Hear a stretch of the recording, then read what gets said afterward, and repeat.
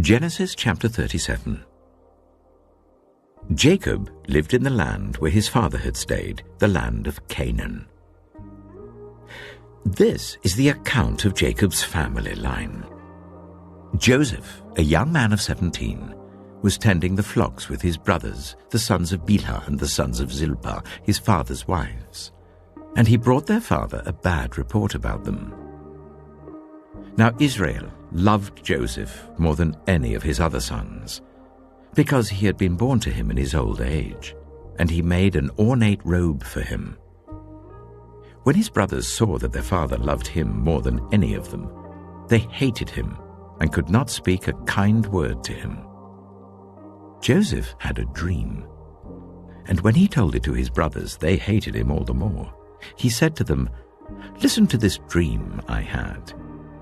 We were binding sheaves of corn out in the field when suddenly my sheaf rose and stood upright, while your sheaves gathered round mine and bowed down to it."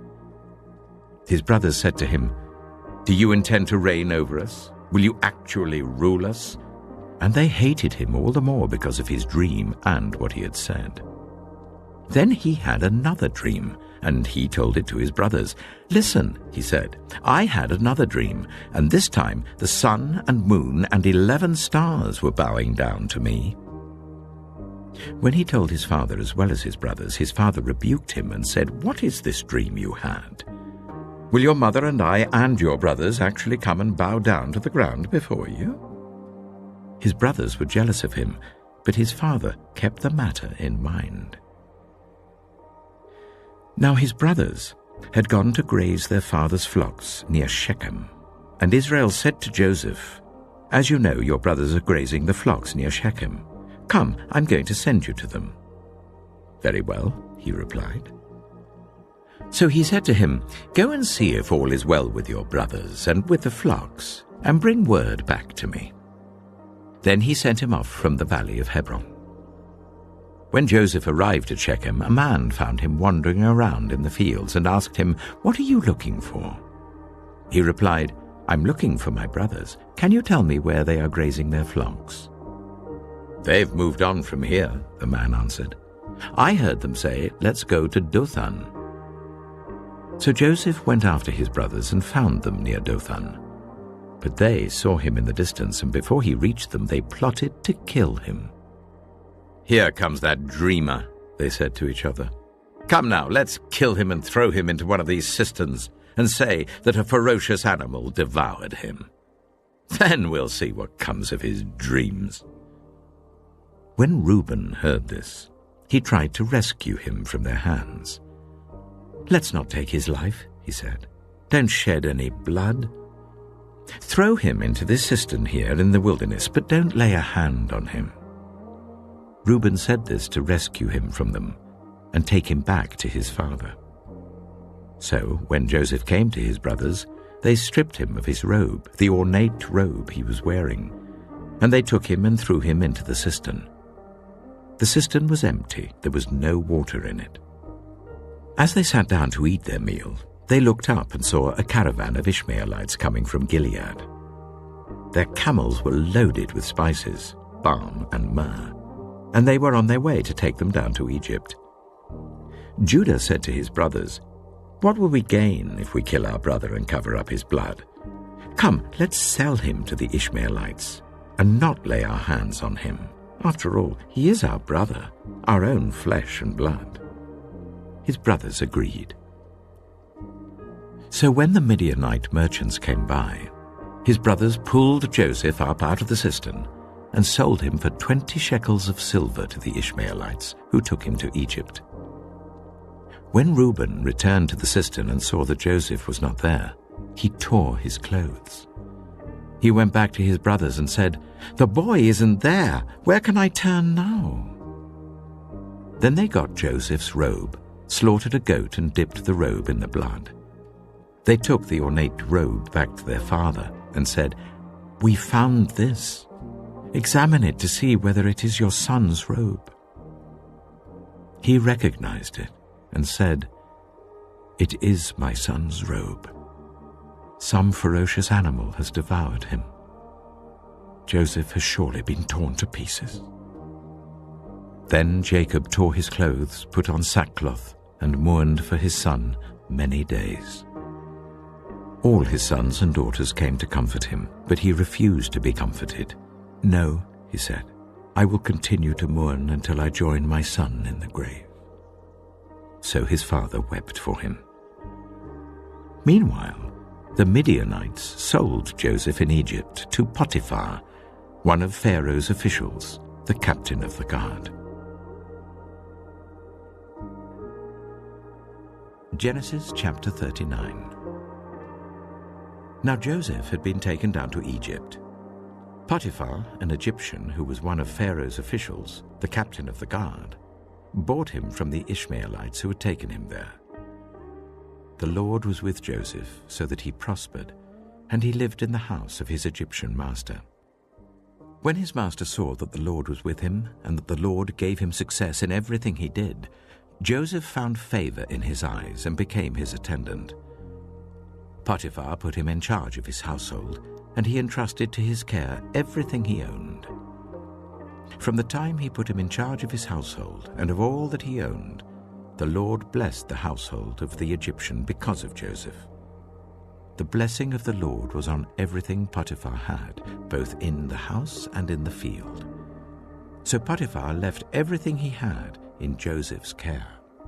With Joseph in charge, he did not concern himself with anything except the food he ate. Now Joseph was well built and handsome, and after a while his master's wife took notice of Joseph and said, "Come to bed with me." But he refused. "With me in charge," he told her, "my master does not concern himself with anything in the house. Everything he owns he has entrusted to my care. No one is greater in this house than I am. My master has withheld nothing from me except you, because you are his wife. How then could I do such a wicked thing and sin against God?" And though she spoke to Joseph day after day, he refused to go to bed with her or even be with her.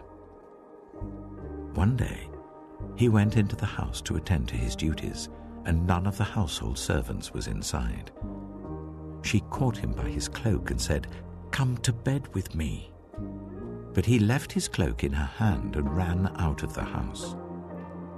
When she saw that he had left his cloak in her hand and had run out of the house, she called her household servants. "Look," she said to them, "this Hebrew has been brought to us to make sport of us. He came in here to sleep with me, but I screamed.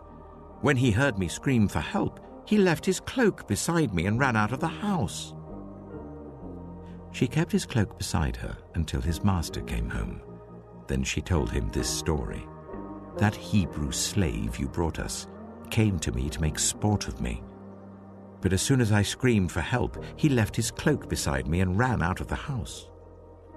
When his master heard the story his wife told him, saying, "This is how your slave treated me," he burned with anger. Joseph's master took him and put him in prison, the place where the king's prisoners were confined. But while Joseph was there in the prison, the Lord was with him. He showed him kindness and granted him favor in the eyes of the prison warden. So the warden put Joseph in charge of all those held in the prison, and he was made responsible for all that was done there. The warden paid no attention to anything under Joseph's care, because the Lord was with Joseph and gave him success in whatever he did.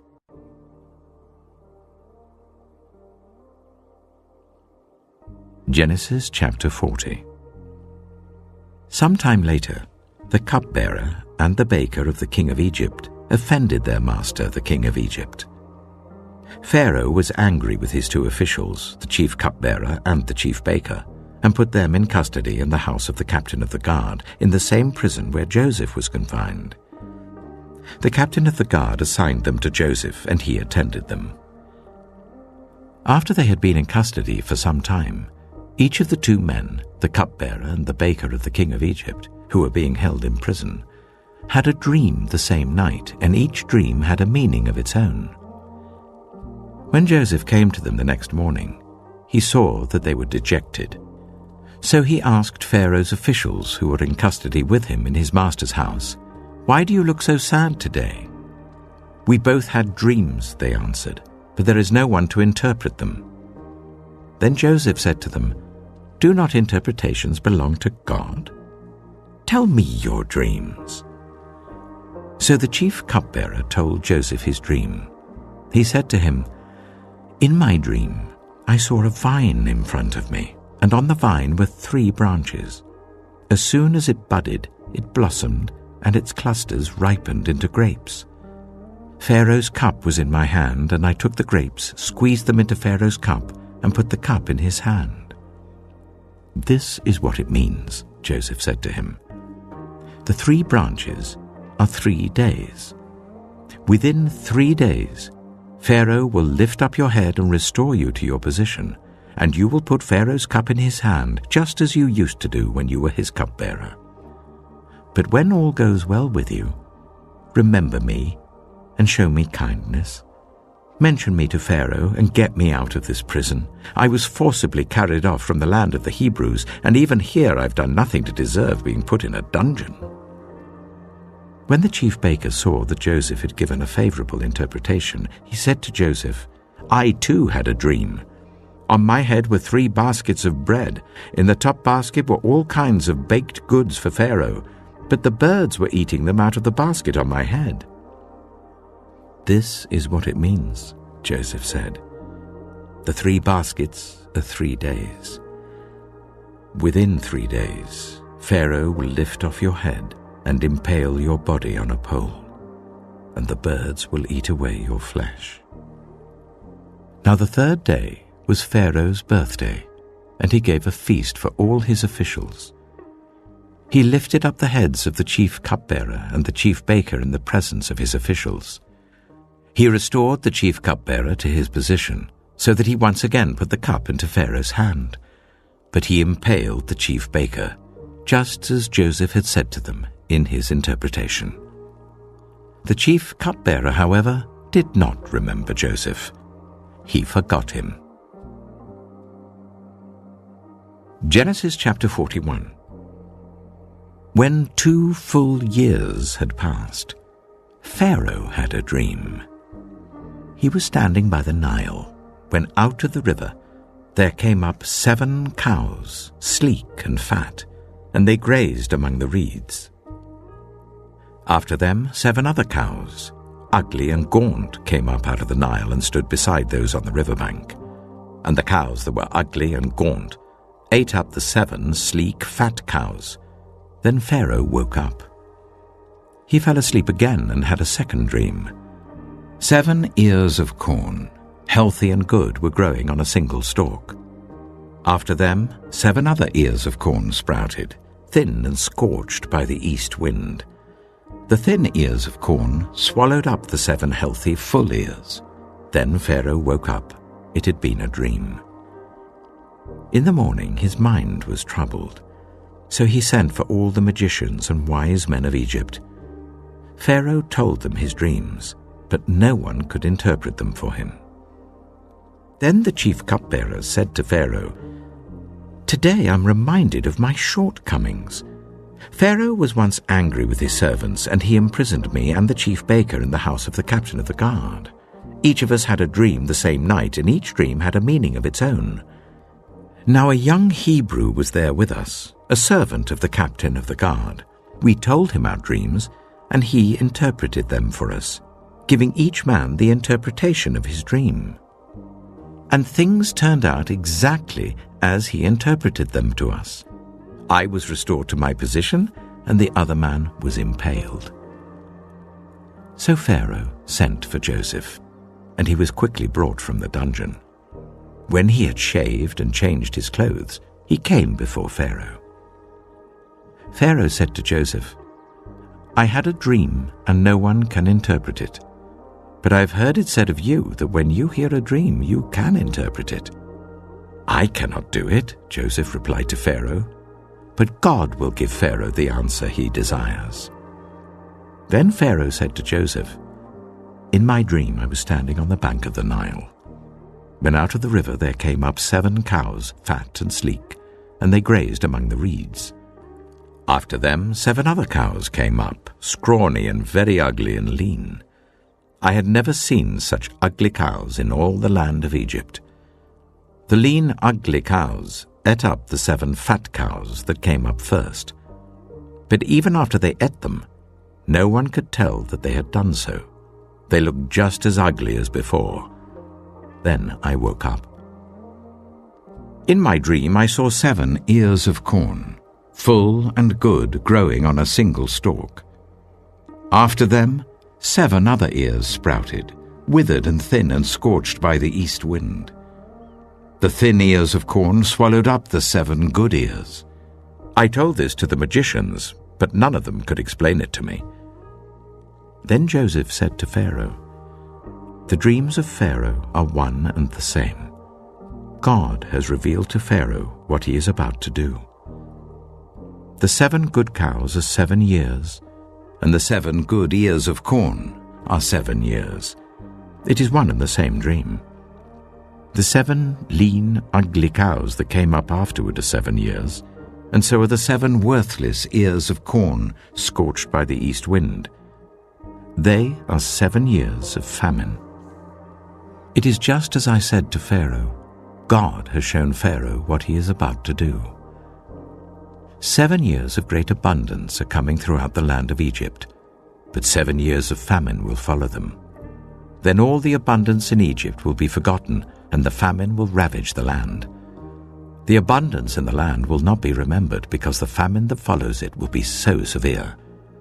The reason the dream was given to Pharaoh in 2 forms is that the matter has been firmly decided by God, and God will do it soon.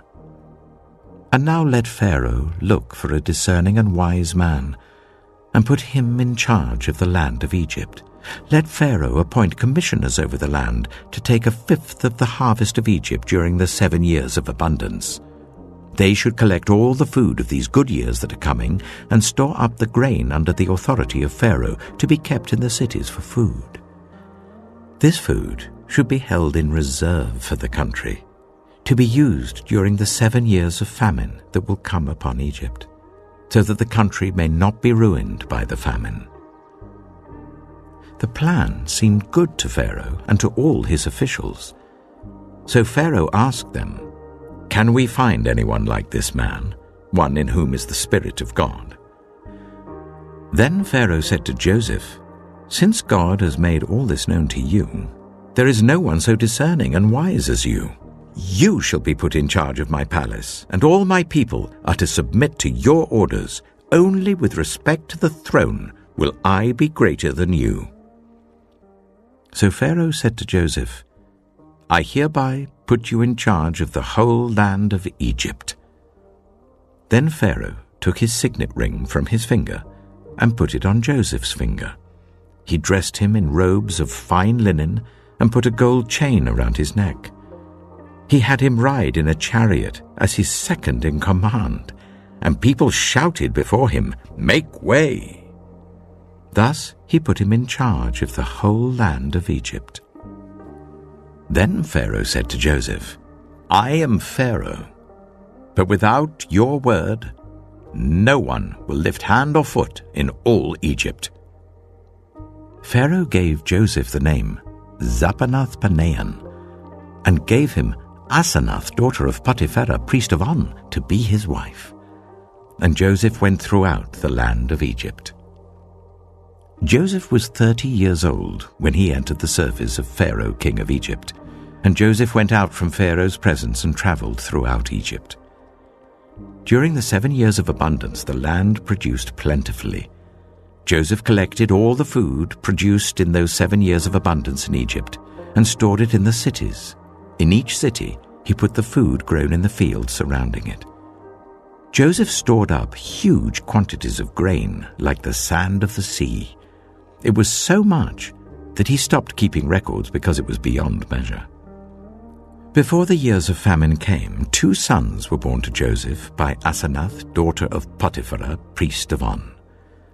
Joseph named his firstborn Manasseh and said, "It is because God has made me forget all my trouble and all my father's household." The second son he named Ephraim and said, It is because God has made me fruitful in the land of my suffering." The 7 years of abundance in Egypt came to an end, and the 7 years of famine began, just as Joseph had said. There was famine in all the other lands, but in the whole land of Egypt there was food. When all Egypt began to feel the famine, the people cried to Pharaoh for food. Then Pharaoh told all the Egyptians, "Go to Joseph and do what he tells you." When the famine had spread over the whole country, Joseph opened all the storehouses and sold grain to the Egyptians, for the famine was severe throughout Egypt. And all the world came to Egypt to buy grain from Joseph, because the famine was severe everywhere. Genesis chapter 42. When Jacob learned that there was grain in Egypt, he said to his sons, "Why do you just keep looking at each other?" He continued, "I have heard that there is grain in Egypt. Go down there and buy some for us, so that we may live and not die." Then 10 of Joseph's brothers went down to buy grain from Egypt. But Jacob did not send Benjamin, Joseph's brother, with the others, because he was afraid that harm might come to him. So Israel's sons were among those who went to buy grain, for there was famine in the land of Canaan also. Now Joseph was the governor of the land, the person who sold grain to all its people. So when Joseph's brothers arrived, they bowed down to him with their faces to the ground. As soon as Joseph saw his brothers, he recognized them, but he pretended to be a stranger and spoke harshly to them. "Where do you come from?" he asked. "From the land of Canaan," they replied, "to buy food." Although Joseph recognized his brothers, they did not recognize him. Then he remembered his dreams about them and said to them, "You are spies. You have come to see where our land is unprotected." "No, my lord," they answered. "Your servants have come to buy food. We are all the sons of one man. Your servants are honest men, not spies." "No," he said to them. "You have come to see where our land is unprotected." But they replied, "Your servants were 12 brothers, the sons of one man who lives in the land of Canaan. The youngest is now with our father, and one is no more." Joseph said to them, "It is just as I told you. You are spies. And this is how you will be tested. As surely as Pharaoh lives, you will not leave this place unless your youngest brother comes here. Send one of your number to get your brother. The rest of you will be kept in prison, so that your words may be tested to see if you are telling the truth. If you are not, then as surely as Pharaoh lives, you are spies." And he put them all in custody for 3 days. On the 3rd day, Joseph said to them, "Do this, and you will live, for I fear God. If you are honest men, let one of your brothers stay here in prison, while the rest of you go and take grain back for your starving households. But you must bring your youngest brother to me, so that your words may be verified, and that you may not die." This they proceeded to do.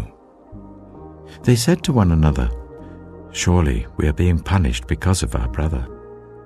We saw how distressed he was when he pleaded with us for his life, but we would not listen. That's why this distress has come on us." Reuben replied, "Didn't I tell you not to sin against the boy? But you wouldn't listen. Now we must give an accounting for his blood." They did not realize that Joseph could understand them, since he was using an interpreter. He turned away from them and began to weep, but then came back and spoke to them again. He had Simeon taken from them and bound before their eyes. Joseph gave orders to fill their bags with grain, to put each man's silver back in his sack, and to give them provisions for their journey. After this was done for them, they loaded their grain on their donkeys and left. At the place where they stopped for the night, one of them opened his sack to get feed for his donkey, and he saw his silver in the mouth of his sack. "My silver has been returned," he said to his brothers. "Here it is in my sack." Their hearts sank, and they turned to each other trembling and said, What is this that God has done to us?" When they came to their father Jacob in the land of Canaan, they told him all that had happened to them. They said, "The man who is lord over the land spoke harshly to us and treated us as though we were spying on the land. But we said to him, 'We are honest men, we're not spies. We were 12 brothers, sons of one father. One is no more, and the youngest is now with our father in Canaan.' Then the man who is lord over the land said to us, 'This is how I will know whether you are honest men. Leave one of your brothers here with me and take food for your starving households and go. But bring your youngest brother to me, so I will know that you are not spies, but honest men. Then I will give your brother back to you and you can trade in the land.' As they were emptying their sacks, there in each man's sack was his pouch of silver. When they and their father saw the money pouches, they were frightened. Their father Jacob said to them, 'You have deprived me of my children. Joseph is no more, and Simeon is no more. And now you want to take Benjamin? Everything is against me.' Then Reuben said to his father, 'You may put both of my sons to death if I do not bring him back to you. Entrust him to my care, and I will bring him back.' But Jacob said, 'My son will not go down there with you.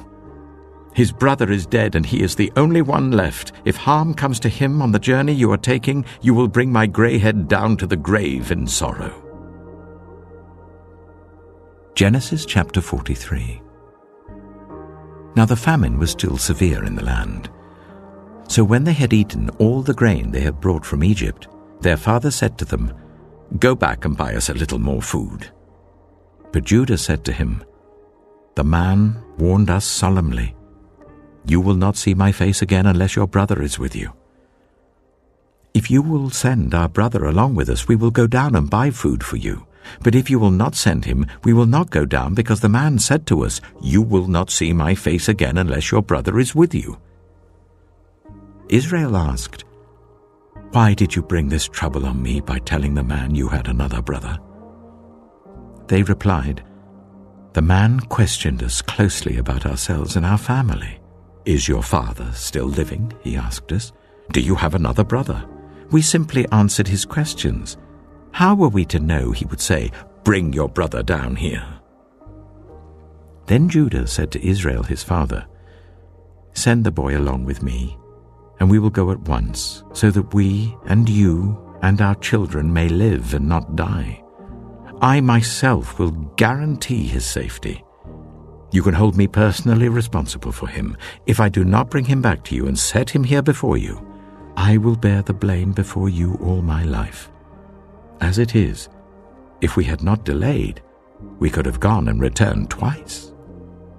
Then their father Israel said to them, "If it must be, then do this. Put some of the best products of the land in your bags and take them down to the man as a gift. A little balm and a little honey, some spices and myrrh, some pistachio nuts and almonds. Take double the amount of silver with you, for you must return the silver that was put back into the mouths of your sacks. Perhaps it was a mistake. Take your brother also, and go back to the man at once. And may God Almighty grant you mercy before the man, so that he will let your other brother and Benjamin come back with you. As for me, if I am bereaved, I am bereaved."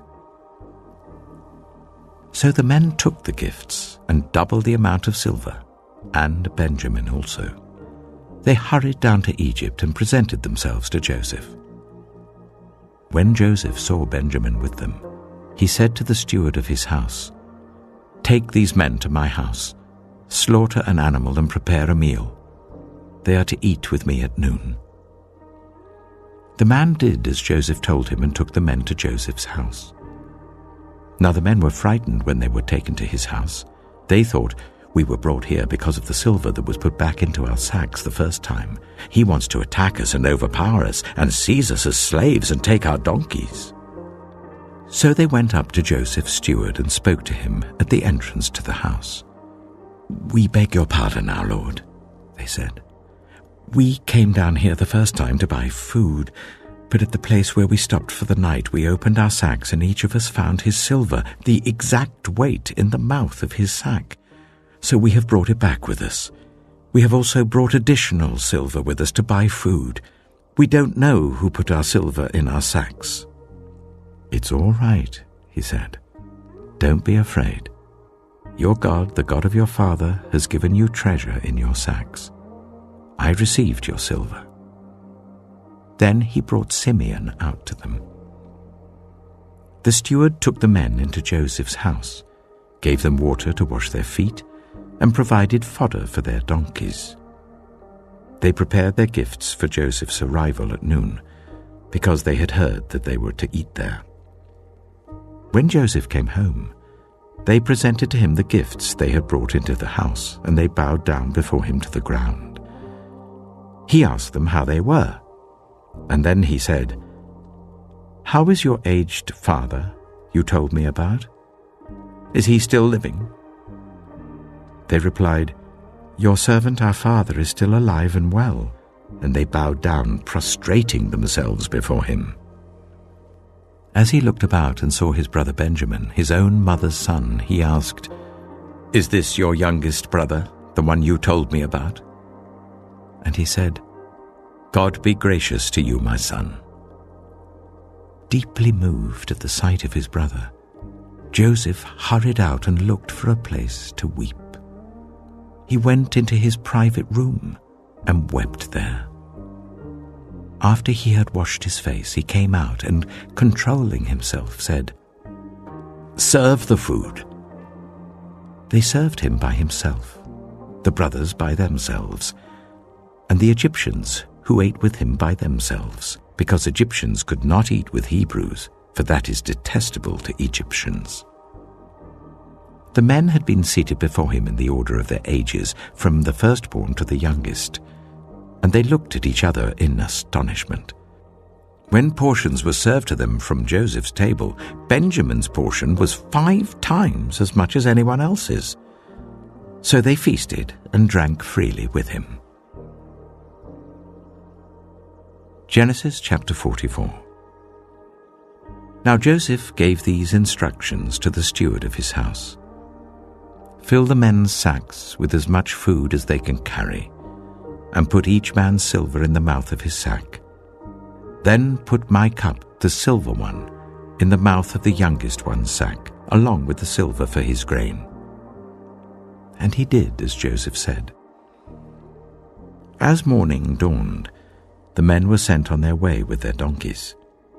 They had not gone far from the city when Joseph said to his steward, "Go after those men at once, and when you catch up with them, say to them, 'Why have you repaid good with evil? Isn't this the cup my master drinks from, and also uses for divination? This is a wicked thing you have done.'" When he caught up with them, he repeated these words to them. But they said to him, "Why does my lord say such things? Far be it from your servants to do anything like that. We even brought back to you from the land of Canaan the silver we found inside the mouths of our sacks. So why would we steal silver or gold from your master's house? If any of your servants is found to have it, he will die, and the rest of us will become my lord's slaves." "Very well then," he said, "let it be as you say. Whoever is found to have it will become my slave. The rest of you will be free from blame."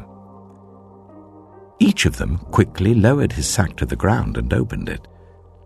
Then the steward proceeded to search, beginning with the oldest and ending with the youngest. And the cup was found in Benjamin's sack. At this they tore their clothes. Then they all loaded their donkeys and returned to the city. Joseph was still in the house when Judah and his brothers came in, and they threw themselves to the ground before him. Joseph said to them, "What is this you have done? Don't you know that a man like me can find things out by divination?" "What can we say to my lord?" Judah replied. "What can we say? How can we prove our innocence? God has uncovered your servant's guilt. We are now my lord's slaves, we ourselves and the one who was found to have the cup. But Joseph said, "Far be it from me to do such a thing. Only the man who was found to have the cup will become my slave. The rest of you, go back to your father in peace." Then Judah went up to him and said, "Pardon your servant, my lord. Let me speak a word to my lord. Do not be angry with your servant, though you are equal to Pharaoh himself. My lord asked his servants, 'Do you have a father or a brother?' And we answered, 'We have an aged father, and there is a young son born to him in his old age. His brother is dead, and he is the only one of his mother's sons left, and his father loves him.' Then you said to your servants, 'Bring him down to me so I can see him for myself.' And we said to my lord, 'The boy cannot leave his father. If he leaves him, his father will die.' But you told your servants, 'Unless your youngest brother comes down with you, you will not see my face again.' When we went back to your servant, my father, we told him what my lord had said. Then our father said, 'Go back and buy a little more food.' But we said, 'We cannot go down. Only if our youngest brother is with us will we go. We cannot see the man's face unless our youngest brother is with us.' Your servant, my father, said to us, 'You know that my wife bore me 2 sons.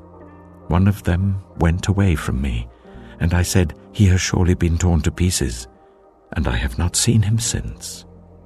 If you take this one from me too, and harm comes to him, you will bring my grey head down to the grave in misery.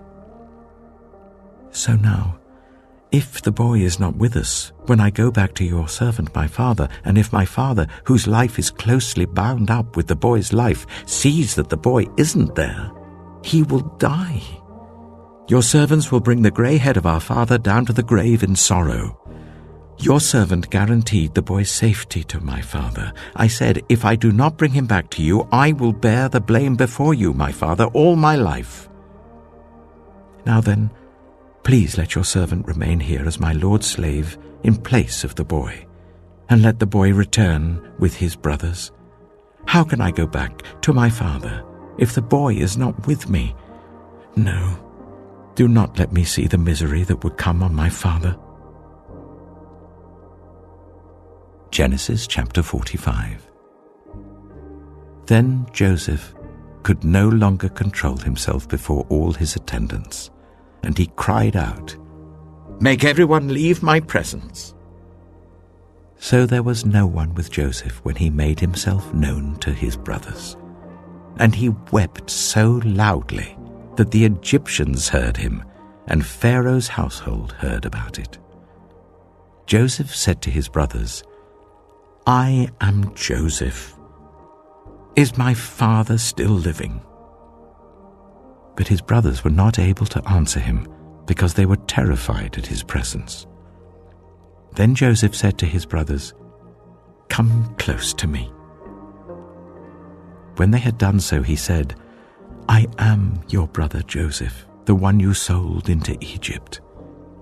And now do not be distressed, and do not be angry with yourselves for selling me here, because it was to save lives that God sent me ahead of you.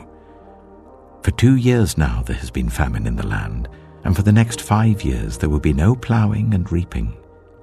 But God sent me ahead of you, to preserve for you a remnant on earth, and to save your lives by a great deliverance. So then it was not you who sent me here, but God. He made me father to Pharaoh, lord of his entire household and ruler of all Egypt.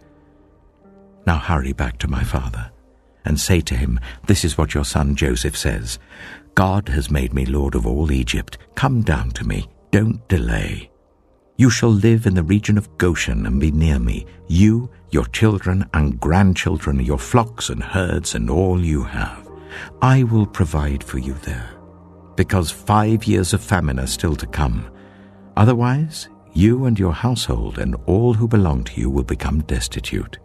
You can see for yourselves, and so can my brother Benjamin, that it is really I who am speaking to you. Tell my father about all the honor accorded me in Egypt and about everything you have seen, and bring my father down here quickly.' Then he threw his arms around his brother Benjamin and wept, and Benjamin embraced him, weeping. And he kissed all his brothers and wept over them. Afterwards his brothers talked with him. When the news reached Pharaoh's palace that Joseph's brothers had come, Pharaoh and all his officials were pleased. Pharaoh said to Joseph, "Tell your brothers, do this. Load your animals and return to the land of Canaan, and bring your father and your families back to me. I will give you the best of the land of Egypt, and you can enjoy the fat of the land." You are also instructed to tell them, "Do this. Take some carts from Egypt for your children and your wives, and get your father and come. Never mind about your belongings, because the best of all Egypt will be yours." So the sons of Israel did this. Joseph gave them carts, as Pharaoh had commanded, and he also gave them provisions for their journey. To each of them he gave new clothing, but to Benjamin he gave 300 shekels of silver and 5 sets of clothes. And this is what he sent to his father: 10 donkeys loaded with the best things of Egypt, and 10 female donkeys loaded with grain and bread and other provisions for his journey. Then he sent his brothers away, and as they were leaving he said to them, "Don't quarrel on the way." So they went up out of Egypt and came to their father Jacob in the land of Canaan. They told him, "Joseph is still alive. In fact, he is ruler of all Egypt." Jacob was stunned. He did not believe them. But when they told him everything Joseph had said to them, and when he saw the carts Joseph had sent to carry him back, the spirit of their father Jacob revived. And Israel said, "I'm convinced. My son Joseph is still alive. I will go and see him before I die." Genesis chapter 50. Joseph threw himself on his father and wept over him and kissed him. Then Joseph directed the physicians in his service to embalm his father Israel. So the physicians embalmed him, taking a full 40 days, for that was the time required for embalming, and the Egyptians mourned for him 70 days. When the days of mourning had passed, Joseph said to Pharaoh's court, "If I have found favor in your eyes, speak to Pharaoh for me. Tell him, my father made me swear an oath and said, 'I am about to die. Bury me in the tomb I dug for myself in the land of Canaan.' Now let me go up and bury my father. Then I will return." Pharaoh said, "Go up and bury your father, as he made you swear to do." So Joseph went up to bury his father. All Pharaoh's officials accompanied him, the dignitaries of his court and all the dignitaries of Egypt, besides all members of Joseph's household and his brothers and those belonging to his father's household. Only their children and their flocks and herds were left in Goshen. Chariots and horsemen also went up with him. It was a very large company. When they reached the threshing floor of Atad near the Jordan, they lamented loudly and bitterly, and there Joseph observed a 7-day period of mourning for his father. When the Canaanites who lived there saw the mourning at the threshing floor of Atad, they said, "The Egyptians are holding a solemn ceremony of mourning." That is why that place near the Jordan is called Abel Mizraim. So Jacob's sons did as he had commanded them. They carried him to the land of Canaan and buried him in the cave of the field of Machpelah near Mamre, which Abraham had bought along with the field as a burial place from Ephron the Hittite. After burying his father, Joseph returned to Egypt, together with his brothers and all the others who had gone with him to bury his father. When Joseph's brothers saw that their father was dead, they said, "What if Joseph holds a grudge against us and pays us back for all the wrongs we did to him?" So they sent word to Joseph, saying, "Your father left these instructions before he died. This is what you are to say to Joseph. I ask you to forgive your brothers the sins and the wrongs they committed in treating you so badly. Now please forgive the sins of the servants of the God of your father." When their message came to him, Joseph wept. His brothers then came and threw themselves down before him. "We are your slaves," they said. But Joseph said to them, "Don't be afraid. Am I in the place of God? You intended to harm me, but God intended it for good, to accomplish what is now being done, the saving of many lives. So then don't be afraid. I will provide for you and your children." And he reassured them and spoke kindly to them. Joseph stayed in Egypt, along with all his father's family. He lived 110 years and saw the third generation of Ephraim's children. Also the children of Machir, son of Manasseh, were placed at birth on Joseph's knees. Then Joseph said to his brothers, "I am about to die, but God will surely come to your aid and take you up out of this land, to the land he promised on oath to Abraham, Isaac, and Jacob."